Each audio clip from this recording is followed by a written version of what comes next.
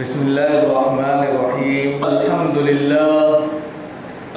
للہ رب العالمین والصلاة والسلام على سید الانبیاء والمرسلین محمد بن عبد اللہ الامین وعلى آلہ واصحابہ وازواجہ وذریاتہ واہل بیتہ وسلم تسلیما کثیرا کثیرا اما بعد اعوذ باللہ من الشیطان الرجیم بسم اللہ الرحمن الرحیم لئن شکرتم لأزیدنکم ولئن کفرتم ان عذابی لشدید صدق اللہ العلی العظیم۔ محترم بزرگوں اور دوستوں، دینی اور ایمانی بھائیوں، اللہ رب العزت کا شکر ہے، اس کا کرم ہے، اس کی نوازش ہے، اس کی برکات ہیں، اس کی رحمتیں ہیں کہ اس نے اپنی بارگاہ میں آنے کی توفیق عطا فرمائی۔ حضرات، یہ الوداع جمعہ ہے، رمضان المبارک کا آج آخری جمعہ ہے جس کو الوداع کے نام سے ہم لوگ جانتے ہیں۔ یہ جمعہ اب ساری برکتوں کو لے کر، ساری رحمتوں کو لے کر اور ساری نوازشوں کو لے کر جا رہا ہے۔ ظاہر سی بات ہے، جمعے تو پھر آئیں گے، لیکن اس مہینے کا جو جمعہ ہے، خاص طور سے جو رمضان المبارک کا مہینہ ہے، جس میں اللہ کی رحمتیں اور تجلیات کا ظہور ہوتا رہتا ہے، بے شمار اللہ کی برکات نازل ہوتی رہتی ہیں، اللہ اپنے بندوں پر نچھاور رہتا ہے، ان کے گناہوں کو معاف کرتا رہتا ہے، جنت سے ہر روز لاکھوں کروڑوں کی تعداد میں جہنمیوں کو آزاد کرتا ہے اور مغفرت کے پروانے دے کر جنت کی طرف روانہ کرتا ہے۔ یہ وہ مہینہ ہے جو ہم سے رخصت ہو رہا ہے۔ نم آنکھوں کے ساتھ میں، دل کی کرہن اور کڑھ کے ساتھ میں، کرب اور اضطراب کے ساتھ میں یہ مہینہ جا رہا ہے۔ ظاہر سی بات ہے، اس مہینے کا جو حق تھا، جو حق ہونا چاہیے تھا، وہ حق ہم سے ادا نہیں ہو سکا۔ ہمیں پشیمانی ہونی چاہیے، ہمیں شرمندگی اپنے آپ میں ہونی چاہیے۔ اللہ نے ہمیں مبارک مہینہ عطا کیا تھا، لیکن کما حق کہو، اس کا جو حق ہونا چاہیے تھا، جس میں ہم ہر پل، ہر لمحہ تیری یاد میں اور تیری سجدے میں اور سجدہ ریزی میں گزار دیتے، لیکن لاپرواہی میں اور ادھر ادھر کی باتوں میں یہ مہینہ بھی ضائع ہو گیا۔ اے اللہ ہماری مغفرت فرما، اے اللہ ہمارے ان کوتاہیوں کو، لرزشوں کو معاف فرما۔ لیکن ہیں ہم تیرے ہی بندے، ہم تیرے ہی لاڈلے ہیں اور تیرے ہی بارگاہ میں آ کر تیرے سامنے سجدہ ریزی کے لیے جمع ہوئے ہیں۔ اب جو بھی لمحات بچے ہیں، اس کو قبول مقبول فرما۔ یہ اس وقت کا سب سے اہم موضوع ہے، اس وقت کا سب سے اہم ٹاپک ہے۔ اب ظاہر سی بات ہے، اب ہمیں یہ سوچنا ہے کہ رمضان المبارک کا مہینہ جو بے شمار بہاریں لے کر آیا، بے شمار نیکیوں کی چیزیں لے کر آیا، ہماری زندگیوں میں بہت ساری تبدیلیاں کرنے کے لیے آیا اور بہت سی تبدیلیاں کر بھی دی۔ اب ہماری آئندہ کی زندگی کا لاہ عمل کیا ہو، کس طریقے کی زندگی ہم اگلے 11 مہینے میں گزاریں اور کس طرح ہمارا زندگی کا اگلا پڑاؤ ہو، یہ اہم مسئلہ ہے۔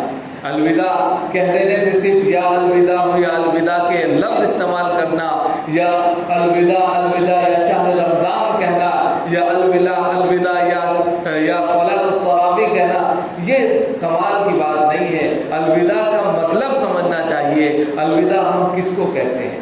جب کوئی خاص ہمارا کہیں جاتا ہے، جناب محمد رسول اللہ صلی اللہ علیہ وسلم کا طریق تھا کہ جب بھی کوئی جو ہے بڑے سفر پر آپ بھیجتے، جیسے معاذ بن جبل کے تعلق سے آتا ہے کہ آپ نے جب ان کو اہل یمن کی طرف روانہ کیا، الوداع کہا، تو اس وقت ان کو چند نصیحتیں کی۔ بس الوداع کا مطلب یہی ہے کہ ہمیں چند ایسی نصیحتیں مل جائے جو نصیحتیں ہم اپنے گریبان میں، اپنے کہہ سکتے ہیں کہ دامن میں گرہ باندھ لیں اور اس پر عمل کرتے ہیں۔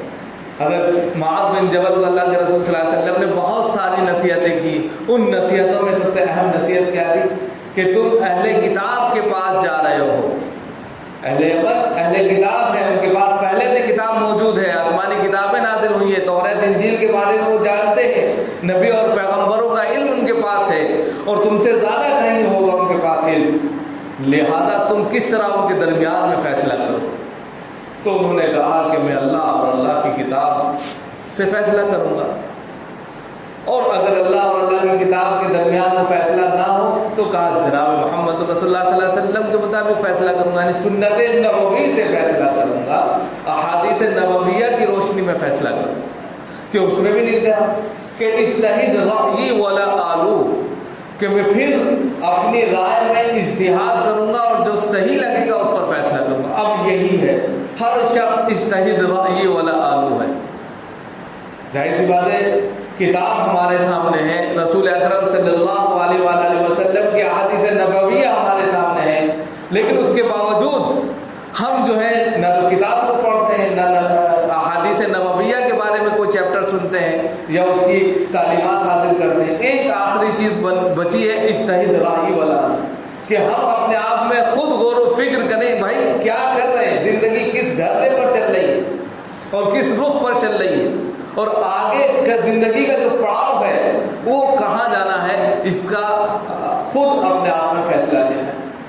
جیسے جناب محمد رسول اللہ صلی اللہ علیہ وسلم نے ان کو دعا دی تھی، اللہم وفق رسول اللہ صلی اللہ علیہ وسلم لما یحب ویرضی، کہ اللہ کے نبی کے قاصد کو اللہ نے جو توفیق دی اس میں اللہ رب العزت جو ہے برکت عطا فرما اور قبولیت سے ہم کنار فرما، اور ہر اعتبار سے اللہ ان سے راضی ہو جائے اور وہ اللہ سے راضی۔ یہ دعائیں دی آپ معاذ بن جبل اس جملے پر۔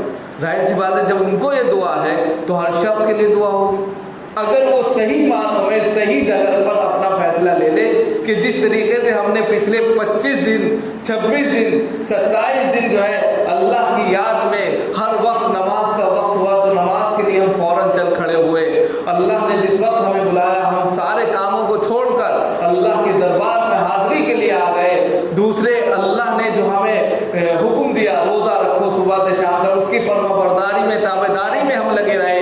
ایک چیز جائز تھی، کھانا پینا جائز تھا، پانی پینا جائز تھا، کھا سکتے تھے اور تمام چیزیں کر سکتے تھے، لیکن اللہ کے حکم کے مطابق اتنے سے اتنے ٹائم تک نہیں کھا سکتے، جائز نہیں تھا، تو آپ نے اس کو فالو کیا، آپ نے وہ حکم مانا۔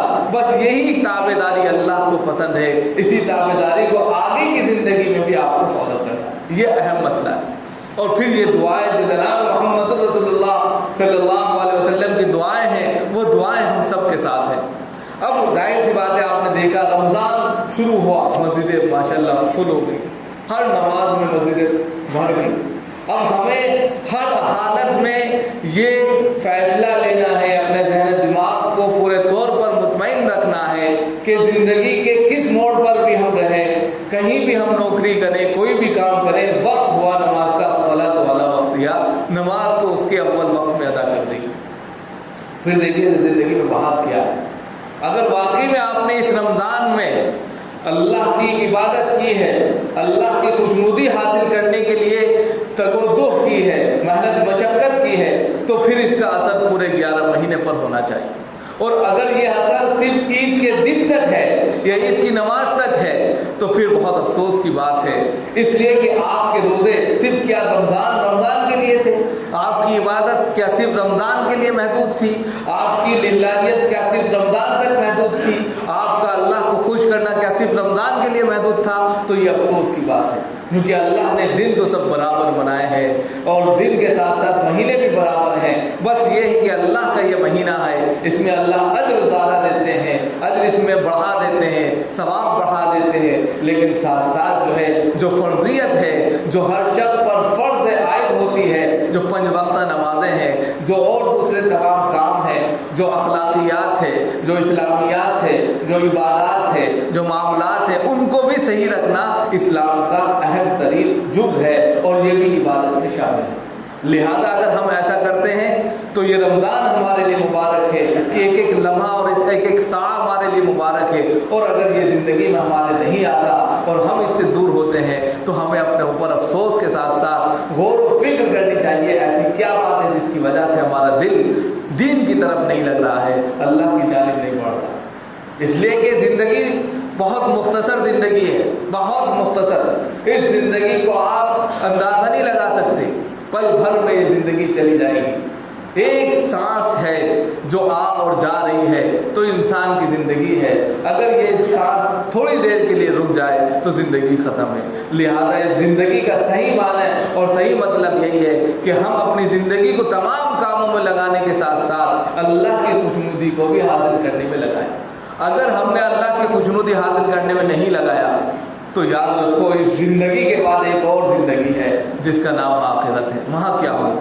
ہم اس زندگی کو اچھا بنانے کے لیے اور اچھا کرنے کے لیے تگ و دو کرتے ہیں، محنت مشقت کرتے ہیں، صبح سے شام تک بھاگتے دوڑتے ہیں، کوئی کام دھندا ڈھونڈتے ہیں، کوئی کچھ بھی کرتا ہے، لیکن اپنی زندگی کو اور اپنی دنیاوی زندگی کو چمکدار بنانے کے لیے، خوبصورت بنانے کے لیے، سکون اور اطمینان حاصل کرنے کے لیے محنت کرتا ہے.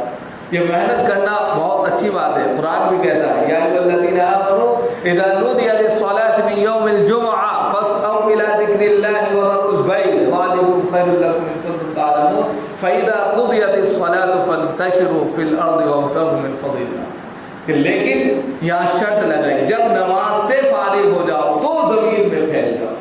اگر نماز نہیں پڑھ رہا اور پھر دنیا کا تمام فضل چاہتے ہیں، فضل کا مطلب روزی روٹی چاہتے ہیں، تو یاد رکھو مل تو جائے گی، برکت نہیں.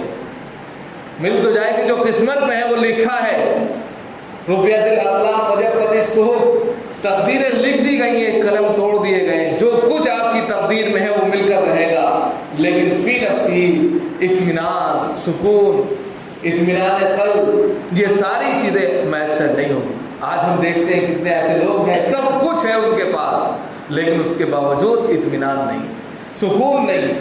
لہذا اس اطمینان اور سکون کو حاصل کرنے کے لیے جب تک سجدہ ریزی نہیں ہوگی، اللہ کی کبریائی بلند نہیں ہوگی، اللہ کو یاد نہیں کیا جائے گا، اس کا فریضہ ادا نہیں کیا جائے گا، وہ چیز حاصل نہیں ہوگی. اور وَيَرْزُقُ مِنْ حَيْثُ لَا يَحْتَسِبُ، آج کے وقت میں انسان پریشان ہوتا ہے روزی کے لیے. قرآن یہ کہہ رہا ہے وَيَرْزُقُ مِنْ حَيْثُ لَا يَحْتَسِبُ کہ میں ایسی جگہ سے رزق دوں گا، میں ایسی جگہ سے تمہارے روزی کے انتظام کروں گا کہ تم گمان نہیں کر سکتے. لیکن شرط یہ ہے کہ اس کے فریضے کو صحیح وقت پر ادا کیا جائے. ہم میں سے کتنے لوگ ایسے ہیں، ہم اللہ پر یقین رکھتے ہیں، ہمارا ایمان بھی ہے، سب کچھ ہے، یہ ایمان ہی کی دولت ہے کہ ہم یہاں پر تشریف فرما ہے. اللہ نے ہمیں ایمان کی دولت سے نوازا، یہ بہت بڑا کمال ہے.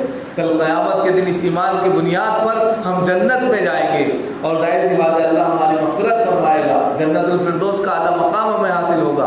لیکن ساتھ ساتھ ایمان کے ساتھ ساتھ ہمارے اندر جو کمزوری ہے وہ یہ ہے کہ ہمارا ایمان گھٹتا بھی رہتا ہے اور بڑھتا بھی رہتا ہے. جب ہم ایسی محفلوں میں بیٹھتے ہیں، جب ہم اللہ والی مجلس میں ہوتے ہیں تو ہمارا ایمان سٹ سے بڑھ جاتا ہے اور دنیا ہمیں پھیکی معلوم ہونے لگتی ہے. یہ صحابہ کرام کے ساتھ بھی ہوتا ہے.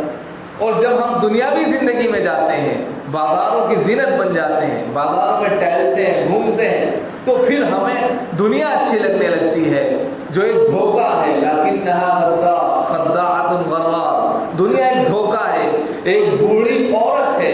لہذا انسان اس کے چکر میں آ کر اپنی آخرت کو برباد کر دیتا ہے. اس کو چاہیے کہ اس کے دھوکے سے بچے اور آخرت کی تیاری میں لگا. اللہ کے رسول صلی اللہ علیہ وسلم نے مسجد نبوی کی تعمیر کر رہے تھے اور ایک جملہ کہا تھا اللہم لا عیش الا عیش الاخرہ فرحم الانصار والمہاجرین. بہت بڑی بات تھی کہ زندگی تو اللہ آخرت کی زندگی، دنیا میں کوئی زندگی نہیں ہے.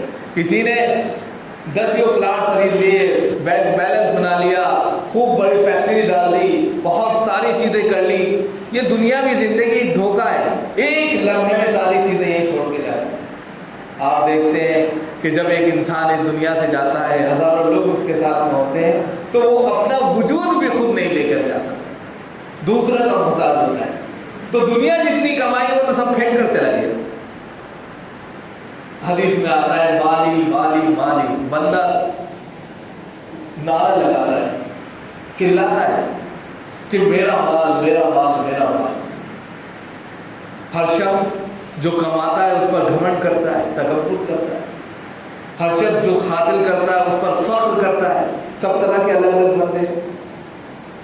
اب وہ فخر کرنے کے بعد کہتا ہے کہ یہ میرے گٹوں کی کمائی، میرے خون پسینے کی کمائی سے بنا ہوا. کتنی خوشی اس کو حاصل ہوتی ہے.